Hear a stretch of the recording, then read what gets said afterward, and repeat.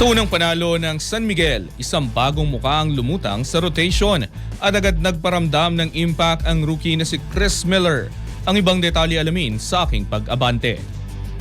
Sa pagkuha ng San Miguel ng kanilang unang panalo, isang bagong option ang lumutang sa kanilang rotation, ang rookie na si Chris Miller. Sa 103-99 na panalo kontra Converge Fiber Xers, nabigyan si Miller ng mas mahabang minuto at agad na naging bahagi ng energyng nagbuhat sa Beermen sa kritikal na sandali.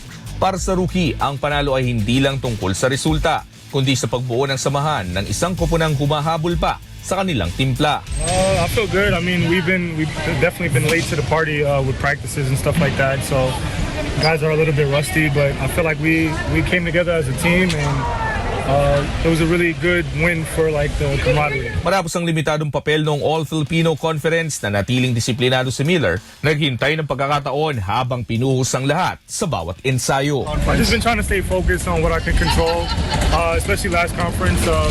Just trying to be the best I can in practices and stuff like that and just wait my turn. At nang dumating ang tawag, hindi siya nag-atubiling sumagot kahit pa nasa proseso pa ng pag-a-adjust sa bilis at physicality ng liga. I'm really happy with getting the minutes today. I wish I would have made some more shots, but I definitely have put my all in it and left an impact and, you know, hopefully sparked us to win. So whatever it is needed from me, I'll be ready to go. Habang unti-unting nabubuo ang rhythm ng San Miguel, ang pag-abante ng bagong pyesa tulad ni Miller ay nagbibigay ng karagdagang lalim sa koponan.